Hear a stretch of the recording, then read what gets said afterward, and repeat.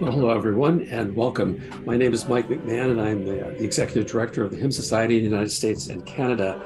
And this is the first in our second series of interviews that we've been having in conjunction with the celebration of our centennial year. And we had great feedback on the first series. So we decided to try it again. And it was not very difficult to find 9 more hymn society leaders and people of note that people would be interested in hearing about today. And today, I'm really delighted that the first one is Dr. C. Michael Hawn, who is Distinguished Professor Emeritus of Church Music at the Perkins School of Theology of Southern Baptist University in Dallas, Texas, where he served since 1992. That's a long time. And he's still doing stuff there, where he's directing the Doctor of Pastoral music program, which has been drawn lots of wonderful people. We've got great people in that program. Most recently, he and his collaborators have published this book, the third edition of Sing with Understanding, which is a classic text in itself and has been thoroughly redone to reflect things that have been going on in church music over these past years. So anyway, Michael, welcome. It's great to be with you today. And glad to be with you. Thank you. So I think I'd love to start with where you started out and talk a little bit about your early life and how it came to be that you got interested in church and in music. Like a lot of people, I believe, in the hymn society, we really had no choice as a kid. We were at church several times a week, and it was a small Baptist church in Des Moines, Iowa, where I grew up. But I was given lots of opportunities for participation, which I think was a really key aspect of it. Whether it was Sunday morning, when I realized later that each time we gathered had a certain kind of congregational song emphasis. Sunday morning were pretty much your classic hymns, holy, holy, holy, and things of this nature. Sunday evening were the gospel songs. And then Sunday morning during Sunday school, we had a combined Sunday school hour for all the children and young people. And then those were more of your, what we called back then, the choruses. So we had I didn't realize the difference in the congregational song palette back then, but it turned out to be actually a good preparation for that. And then eventually by age, I don't know, 13 or so, 12 or 13, I was playing piano for the Sunday morning Sunday school gathering. It must have been a horrible experience, but I played a lot by ear, and they didn't seem to mind, so I just kept playing. And the louder they sang, the louder I played. But then later, as I grew up, more participation in worship services. My voice was a long time in changing, so I sang a soprano in the adult choir for probably up through about 15 or so. Oh. And then gradually we formed a youth sort of ensemble among ourselves, and that took its own life. I was very involved in that. As I look back on it now, it seems almost humorous, but we would form ourselves into little mission groups that would descend on poor, unsuspecting Lutheran and Catholic communities in Iowa for the weekend. And so I was had several roles in that. I played piano on some occasions for that, along with some other people. A little bit of Hammond organ, tenor sax and the sax trio, accordion and accordion duo, which is only mention I'm going to make of that during the I promise I won't mention it either. And the let's see, first tenor and the male quartet. I had substituted it as the low alto and the female alto quartet, and then I preached every third time. I soon gave up the preaching because it wasn't nearly as much fun as the other. But those were the kind of things that shaped, and I remember very distinctly when Don Husted came to visit our church. and in the community, and was doing a workshop on his hymn arrangements, and grew up singing a number of his hymn arrangements in the choir, which was directed by a milkman in the church who that was his gift to it, and was really a quite good model as a church musician in those days. So um, I remember my first solo in church was probably around 7 years old. It was on Mother's Day, and I found it some years later. We sang Don Husted's arrangement of "Children of the Heavenly Father," and of course, if you know Don's ethnic roots, that fit just perfectly. Uh, and I had the solo on the second stanza. So even then, there was a hymn society connection. That is amazing.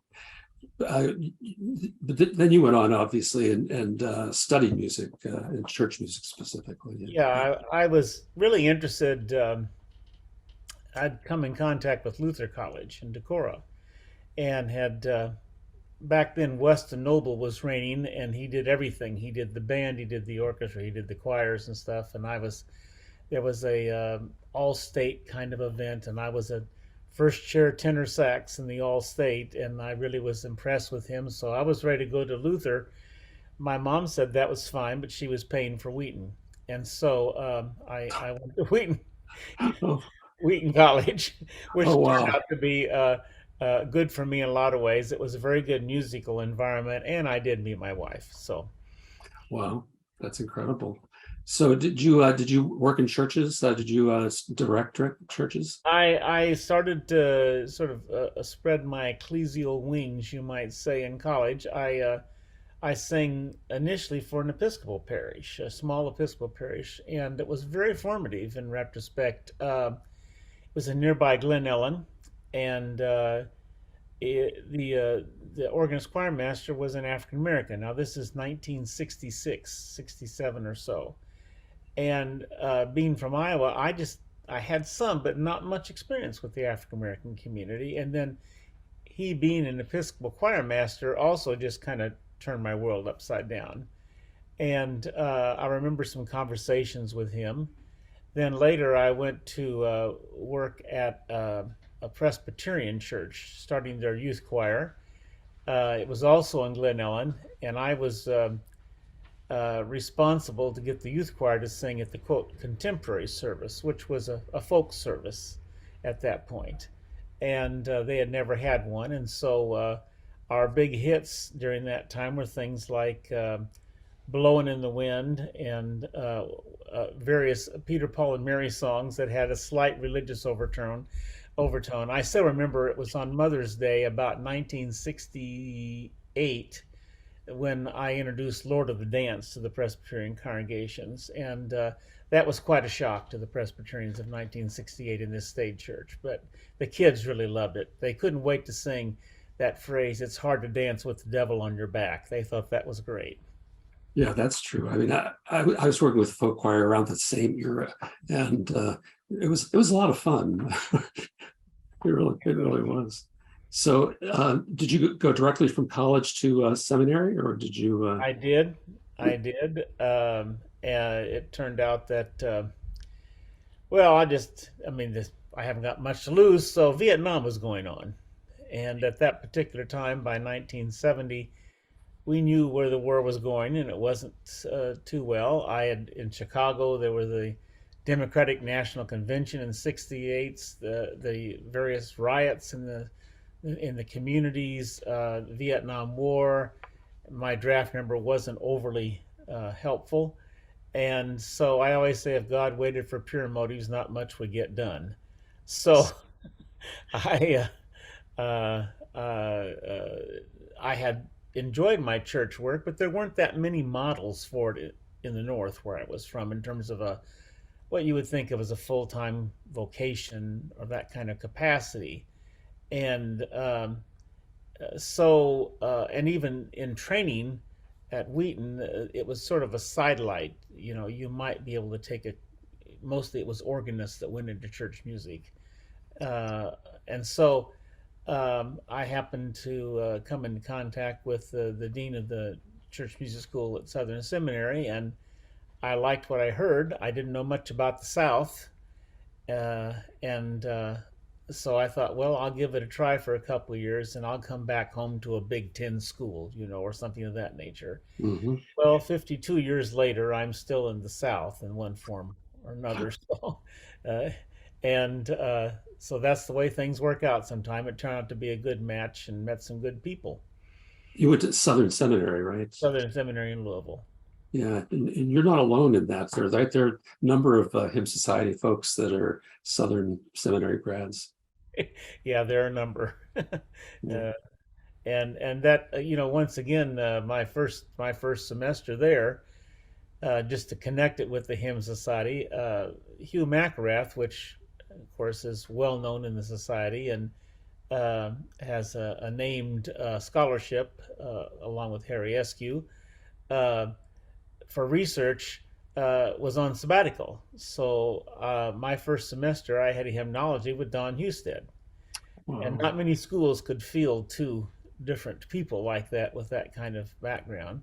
Now I had Hugh for plenty of other courses when he got back, but so I don't think I ever missed a beat by having Don. So it was really really a gift. He kind of came into your career at different points, didn't he?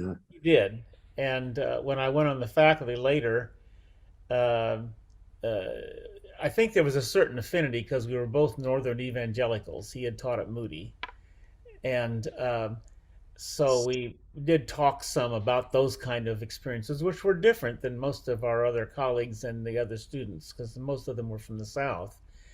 And in our minds, there were clear distinctions between Northern evangelicalism of that day and Southern Baptist, and so we would talk about those things. But I still cherish the day that when I went on the faculty, I was in the faculty lounge, kind of timidly saying, "Oh, I can have a cup of coffee from here now." And Don was in there, and he said, "Call me Don." So, Wow. It's interesting you've had a pretty interesting ecumenical migration, right? I mean, you talked about your roots in evangelicalism, but your career has certainly taken you far afield. I mean, into various directions. Yes. yes, I don't think there was a lot intentional about it in the Mhm. sense that kind of Eric Routley, I believe, uh, if he didn't say this, he should have said it. I understand he had a quote that he used at the beginning of his church music seminars that church musicians by nature were denominationally promiscuous, and which I think there may be some truth. It's not that we just go where the money is, but we have a lot of curiosity, and of course, our training is quite ecumenical.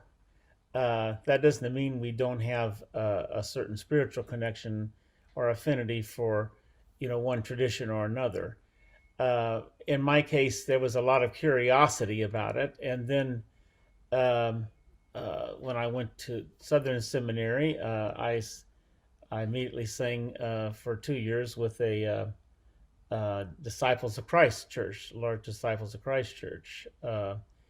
There, and then went on to sing and be an assistant at the Presbyterian Church for quite a few years. And the director of the Presbyterian Church Choir, who was also one of my seminary professors, he got me involved in singing in the Reformed Synagogue for High Holy Days and other sometimes Shabbat services and things of that nature.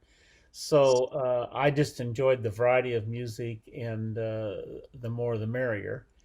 And so that's then various circumstances led to one thing or another, and then work with Choristers Guild and Hymn Society and other groups. You naturally come into a much broader connection with ecumenism. And I think my work with children's choirs in my earlier years also led me to a lot of ecumenical gatherings, either specific denominations or in broader gatherings, and you develop a curiosity about what's going to work in specific situations and those kind of things. So that one thing led to another, and I still appreciate very much my roots. Uh, but look for the Spirit wherever it's moving. Yeah. I guess ecumenical would be the theological word for promiscuous, huh? I won't try to define Routley's terms, but Well, it's very striking, though. And I think anybody that knows your work thinks of you as deeply ecumenical. You've certainly had a lot of influence across denominations. And I guess part of that is through the Hymn Society, too. And I wonder if you could talk a little bit about getting into the Hymn Society and, what your experience has been like over the years. I should have looked it up before. But my first conference that I recall was, I think, at Congregational School of Theology in Atlanta. So that would have been mid '80s, I believe. Paul Mhm. Richardson, will you type that in for me? I know you know. Yeah, and I should ask you to mention that if anybody would like to participate in the conversation, you just type into the chat, and there's a lot going on there already.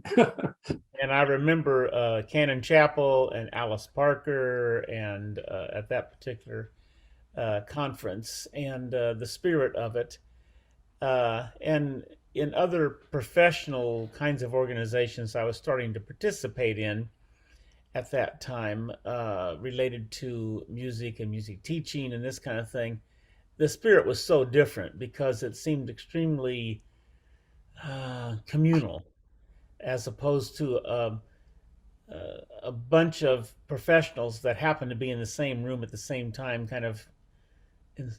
Okay, I'm going to mention the voice teachers convention. Now that was just a very different experience. It was, for me, it was like, how many elevator rib cages can we get in the same room? And it just wasn't that many because they Right. took a lot of space up.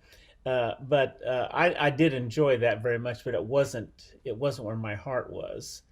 And there were some other really good groups. But the Hymn Society had a wonderful combination of scholarship and community, and a little bit at times even of Old Home Week, but it still was gathered around a purpose, and so that was very important.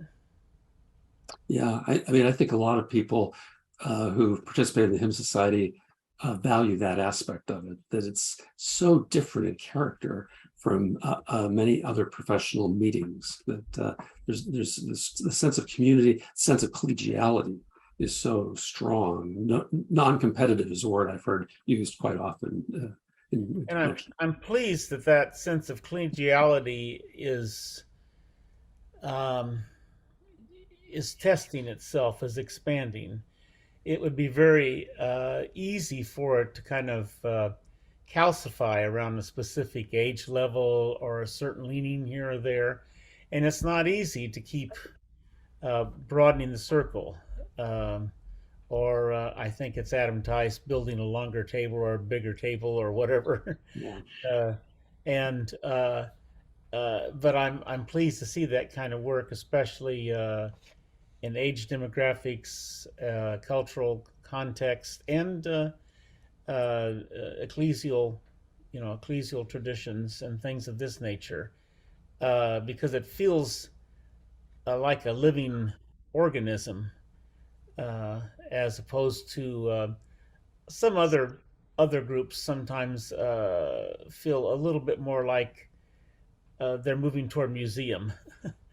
And Right. it doesn't mean they're not doing good work, but that's really hard to maintain and to have that kind of spirit. So I'm very grateful for it.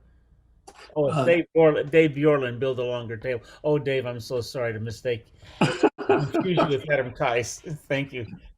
well, at least Adam got the compliment. Adam, thanks for pointing that out. You're very gracious.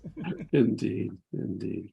You talk about the inclusion of younger people and broadening the cultural diversity. That seems to be pretty reflective of your work at Perkins as well. Could you say a little bit about your work as a professor and as someone who has nurtured the vocation of church musicians?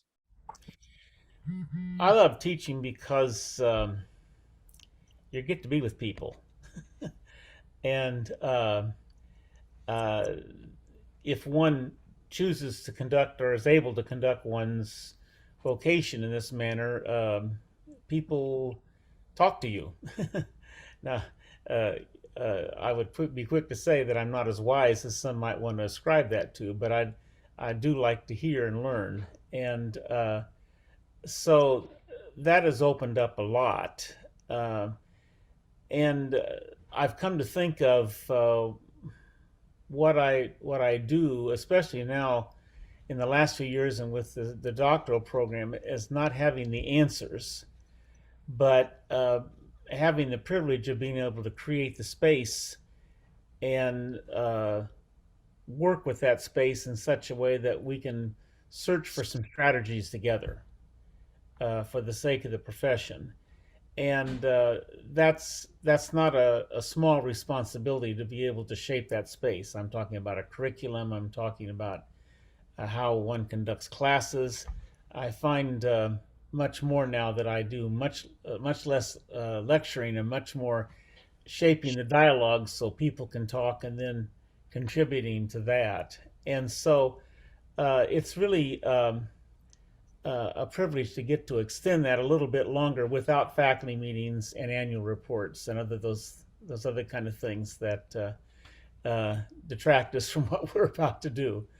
Uh, and in doing that, the nuance of people's vocation and diversity of their calling and the sheer, I don't know, joy of seeing how the Spirit moves in so many ways is really fascinating to me. And so I'm glad that I can still have a venue for that without all the other administrative responsibilities and things of that nature. Yeah. Um, Yeah. I was gonna move on to talk a little bit about your writing. I think people see your name all over the place, history of hymns, and the books and the articles and all that. What have you found particularly enjoyable? I did think about this possible question, and so I gave it some thought, and I kept coming back to um, a word that I think is really important to me and maybe for some others. I realize that the best, in my estimation, the best things that I have done are collaborative. Um, and as I looked over the books themselves, uh, all of them have collaborations in one way or another. Um, in Gather into One, I really work with um, sort of the bigger names mostly out of the World Council of Churches gatherings, Ito Lo and Patrick Matsugenri and Pablo Sosa, and some others, and they became my collaborators and my mentors for that. And in other cases that followed, New Songs of Celebration Render, it was very intentional to create collaborators because the format I had developed and the scheme, you might say, there's no way I could address that by myself.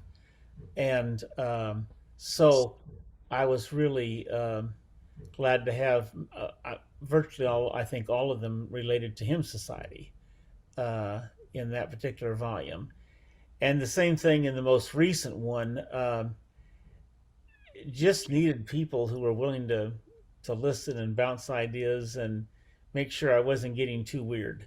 And so I'm really grateful for Beverly Howard and Martin Clarke and Geoffrey Moore, especially. But they were the ones with the names on chapters. But there were a host of other people, and I must say I learned a little bit of that from Paul Westermeyer, who always was sending out articles to a group of people or ideas and wanting feedback and things like that, and realizing that the library isn't the only place. So I really like the collaboration aspect of it and the dialogical aspect of research. I do worry sometimes that the academy doesn't value that as much. Um, and so I think they tend to produce a little bit more Lone Rangers when I think the future of research is often among disciplines, and things of that nature, where one person can't possibly have all of the insight one needs, yet we need the insight from each other. So that's been, I think, the primary aspect of it. As you're saying this, it just strikes me that everything you've talked about so far reflects some of that collaborative spirit. I mean, when you talked about your own education, when you talked about the Hymn Society, when you talked about your teaching, when you talked about your writing, all of those things involve a strongly collaborative spirit that you've sort of fostered in those various venues. Maybe a little bit of that is that my basic background is music education. Mm-hmm. And that's, in my estimation, not something you do to someone else, but you do with someone else in terms of the environment. If you're leading, I don't care whether you're working with 4-year-olds or 94-year-olds, you're trying to engage them in a process of participation, and otherwise it's just a solo act. So, and even in my own performance, I wouldn't call it a career, but my own performance work, especially when I was a countertenor in my earlier days, I really much more enjoyed ensemble work than I did solo work. Yeah, solo work was all right, but just the idea of listening and blending and putting the diction just the right place, and the nuance in a phrase, all those kind of things are really much more enjoyable to me. So it even got to the point at SMU where I hardly was in my office if I didn't have to be there, and I would go to a really it was run by the ministry of a local United Methodist Church coffee shop, and set up in there because I would meet people over there. I would hear all sorts of sounds, and I just take my computer and work in that space, and I get a lot more done than sitting in my office. But I realize that's a particular style, or as Isaac Watts would say, a peculiar style. Uh, and not everyone, likes to work that way, and that's just fine. Yeah, I mean, it strikes me that kind of spirit is what we need in the Hymn Society in order to move forward with the idea of expanding or making the table longer. That if you don't have that kind of collaborative spirit, that you're not going to engage people as equals, right? I mean, it's Yeah, and it's become especially more important as I have learned gradually and sometimes painfully to identify my own social location mhm. and the limitations of that social location. Not in terms of resources or recognition or whatever those kind of things, but in terms of blinders that go with it. And so that's been important. And the older I get, that I think it's almost increasingly important, that one keeps the antenna high and listening and learning. And so anytime I can, now the things I think that are changing over the years, I mean, I've had such a great group of collaborators from the Hymn Society. I hate to start to mention some, but thinking of the ones more of my generation and above, several of our nonagenarians, from Sam Young and Mary Oyer and Alice Parker, and that to octogenarians, uh, and others, and some that are in my 70s age bracket. There's a whole host there. Um, what I'm enjoying now is, I would say, trying to keep up with with those with those 20, 30 years before me, earlier or younger than I, that have a lot to contribute and whose methodologies are important. And I haven't quite absorbed all of them yet. I don't know that I ever will. And that's why I have to keep in conversation with the methodologies and perspectives.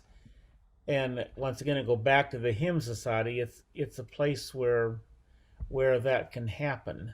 Um, so yeah, I would be. COVID was kind of tricky. Luckily, there were these Zoom things going on, and I kept writing, but um, I couldn't wait at my own church. I went on the session at our Presbyterian church here, and tomorrow night we have our first in-person meeting in 3 years, and I just Wow.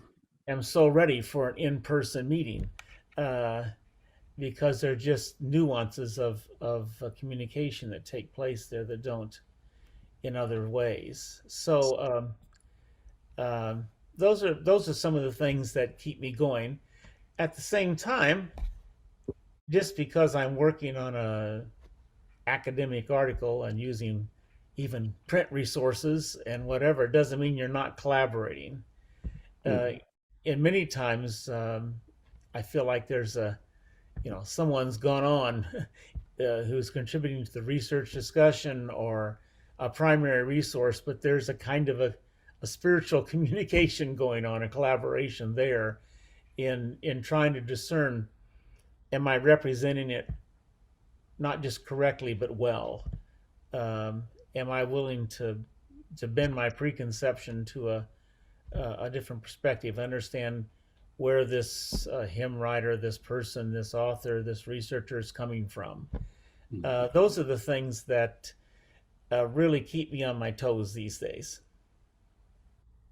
Yeah, it's interesting you mentioned the changing methodologies because that certainly is another challenge to keep expanding the circle to include different approaches to what we do. Well, Um, education by its nature is a conservative institution, and by that I mean it conserves its heritage and it's building on that, but it's always building. And there's a wonderful wall in the cathedral, or a pillar in York Minster, and it's got a list. I think it goes back to 1400 or something like that, maybe 1500, of all the church musicians that have served in that space to the present day. wow. And not many places you can find that kind of list.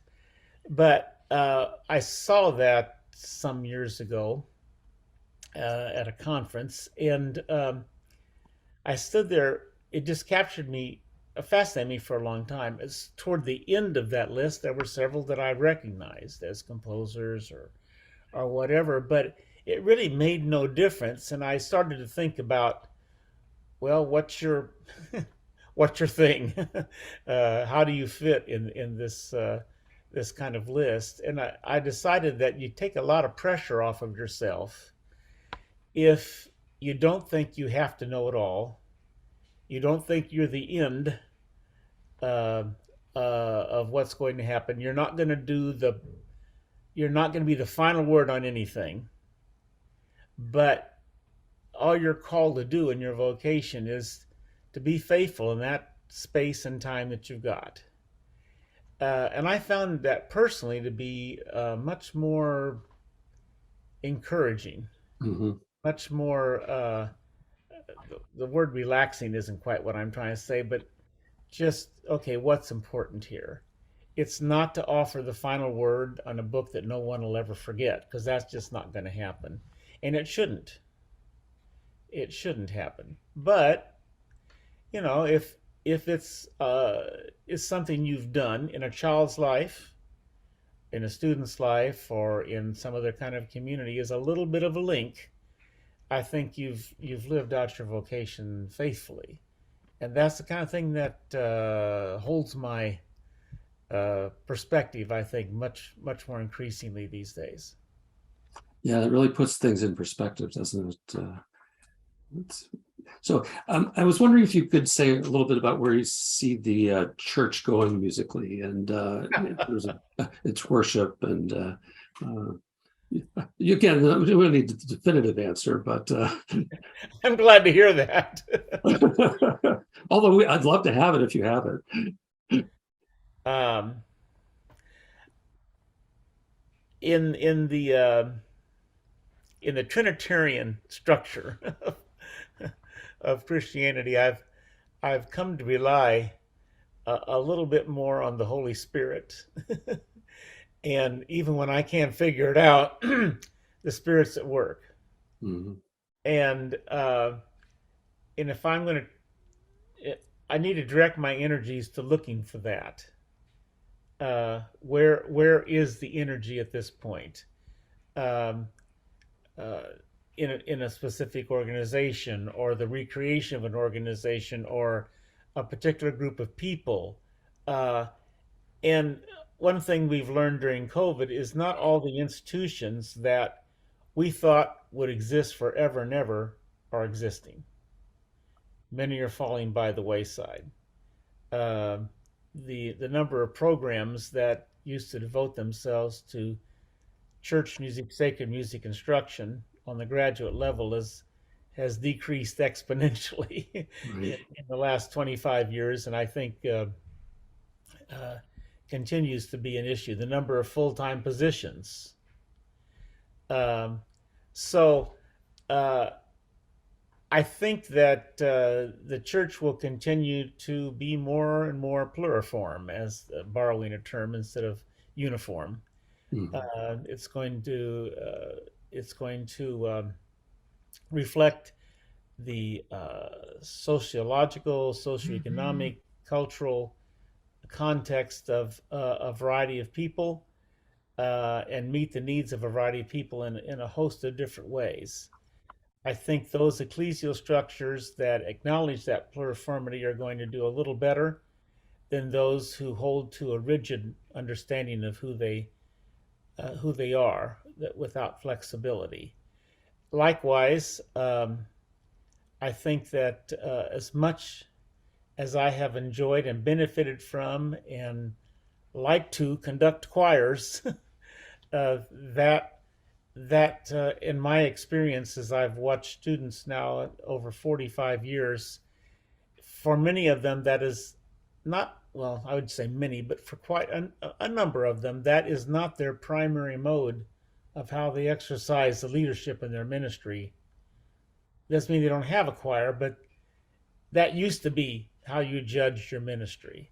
And that isn't always going to be the way for some. And what that choir means, it may not be a semi-permanent group that goes pretty much year round, but it may be various collections of people who shape the people's song and the church's song and worship for a season, and then it changes.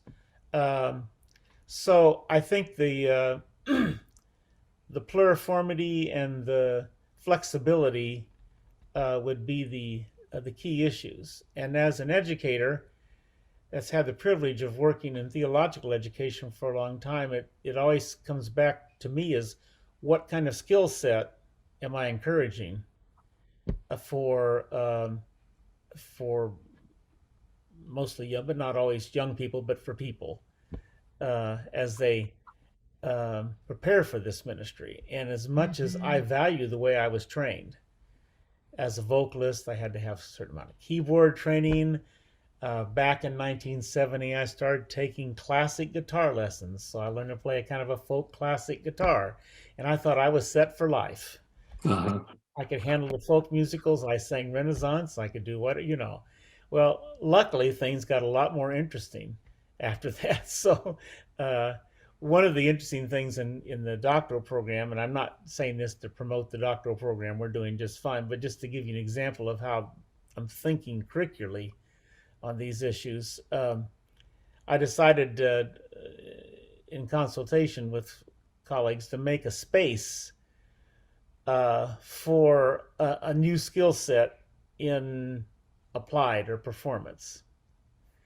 And so the people in the program have generally between 10 and 25 years of experience. And so one course takes place in their community, and I work with them, and they decide what skill do I wish I had now that I didn't have in my Uh-huh. earlier time. And so I would say the largest group of those students, there's been about almost 30 now, The largest group has decided they need a djembe and things of that nature. So, Brian Hawn becomes a major figure in their lives in some cases. And they look for a drum circle, which is a very different way of making music and conceiving an ensemble than our traditional ways. First of all, it's oral. It's not reading music. It's very visceral. In the experience that I've had with that, you finish a drum circle and you just have a wonderful cathartic sense of relaxation. So maybe we need to have a drum circle hymn festival. That sounds like fun. But that's just one example. There are other ones. And I don't expect those people are going to become major performers in this skill set, but it serves several purposes. And in my debriefing with them, they learn to make music with um, a different approach than they had. A different ensemble kind of experience usually, or even solo experience, but they process music differently. Um, they learn the way every time you play a different instrument, it makes you think differently about music and how it's conceived. Um, Things of that nature, as well as just the experience itself. So in some cases, they may be able, for example, I think that a lot of them learn sufficient amount of drumming technique that they can do a certain amount of literature and do it. On the other hand, they may now know how to engage people who have more proficiency and do it more effectively uh, as well. That's just one example. There are many things that Sure. students take that they choose to do. So it's kind of an unusual aspect of it, but it's just a little bit of that kind of thinking. So when you put all that together, to go back to your earlier question, I really don't know what to think. I'm not down. I don't have the. I don't have. I'm not a woe or we kind of thing. Uh, I certainly have my preferences. I just was on the organ search committee at my own congregation, and we want an organist and an organ that speaks in worship, but that's not the only soundscape. Right. So part of the pluriformity would be the intentional, meaningful increasing of the range of soundscapes that embody worship and reflect the mission of the church uh, and what it means to be the gathered community. So if I focus on those kind of things, then I get very excited. If I focus on, oh, we're getting smaller, or we're getting older, or we're getting whatever, um, I think yeah, that's real, but I think that's a little misguided. Then I have to go back and say, okay, do I believe in the Holy Spirit, the third part of that creed, or do I not? And it may be hard to see at times, but I've got to keep looking for the Spirit at work. Well, you spoke of faithfulness earlier in the conversation, and I think that's sort of where it ends up. That you may not be able to see where it's going, but if you're open to the Holy Spirit and you're willing to be faithful, we can keep going. Right? So, well, one other question I have before we finish, and that has to do with the Hymn Society again. And I've asked every interviewee the same question: what would be your fondest hope for the Hymn Society going forward? Um, that it keep on it for me that it keep on its current trajectory, exploring the wonderful, and I don't use this word in a simplistic way, diversity in any kind of manifestation you want to pursue that as a sign of God's creative activity and gifts to us. Um, to do that in ways that are pedagogically, I hope our pedagogy keeps up with our ideas, Mhm. so that it's not just the specialists can do this or that, but that we have a pedagogical arm of what we do that's just as strong as our performance of congregational song. Um, I would hope that we can keep exploring the saints that we've inherited and understanding them better. You know, whether it's uh, Paul Gerhardt or Martin Luther or Charles Wesley or Fanny Crosby or whatever, exploring what what they contribute to the faith, as well as embracing beyond that and what's happening now. I don't worry too much about. Well, I don't know if that style's going to last or that song's going to last. That'll take care of itself. But it is someone's expression at some time and some place in the face of the earth of their relationship to God. And I don't have to agree with it, but I have to respect it. Right. And we have it in a very, usually a very intentional form. So I think for the society to keep moving as I think it already is, with away from the idea that the song is on a page versus, you know, in various cultures around the world, music is a verb. You music, and as opposed to you, music isn't what you have in a score. As long as we can kind of make it the embodied experience and keep working at that, and then explore the full range. I mean, I really appreciate in the hymn the articles that bring up even what may be for some of us a very obscure 300-year-old tradition, uh, as well as something fascinating.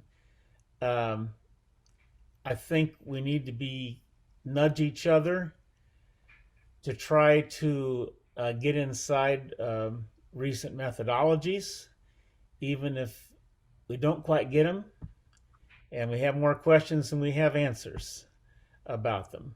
Um, uh, so that's not easy.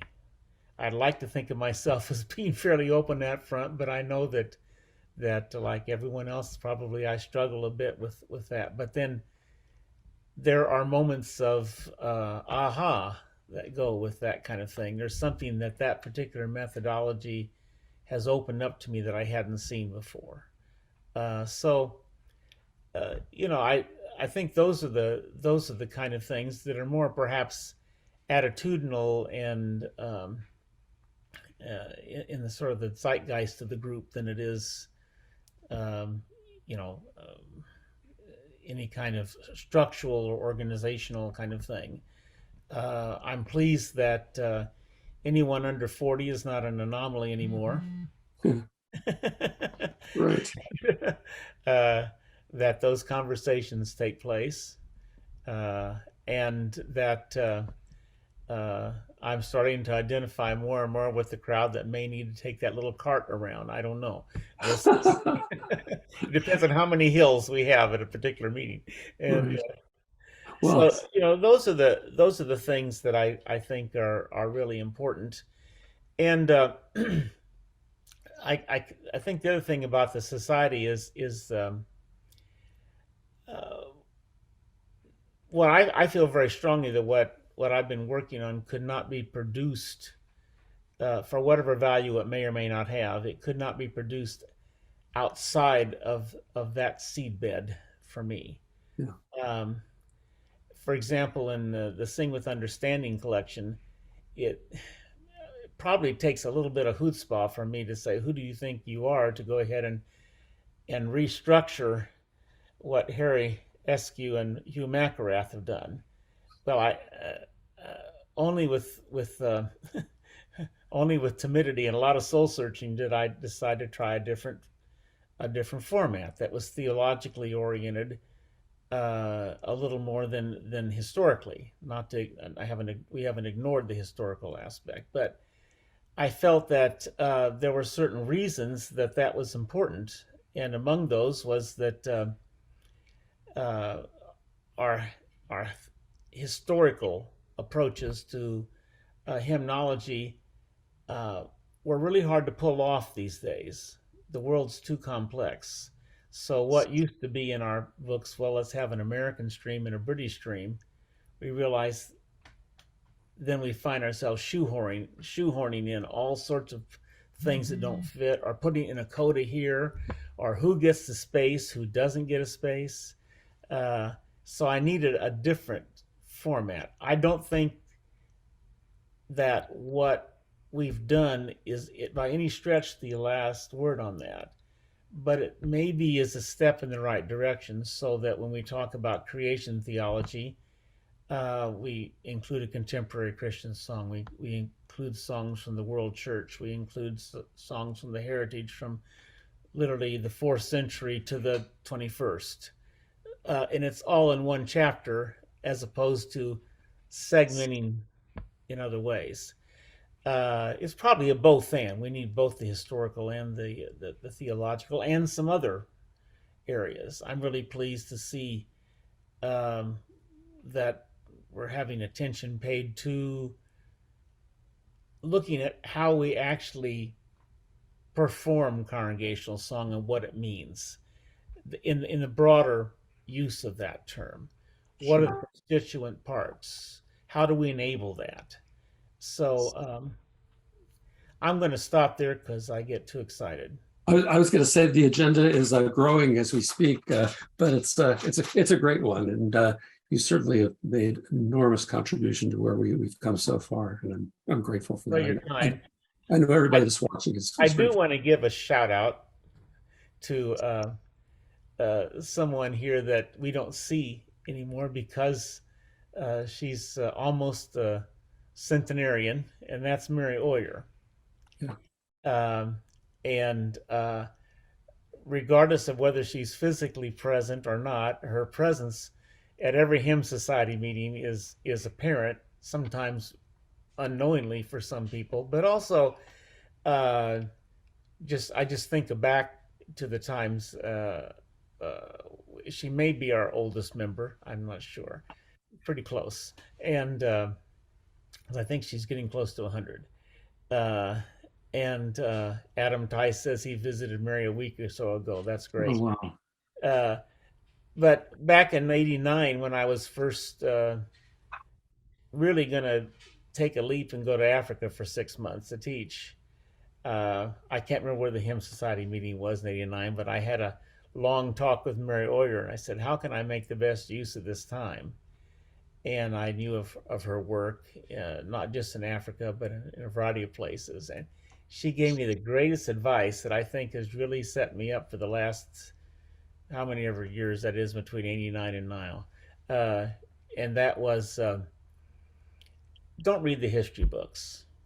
Later, maybe, she said.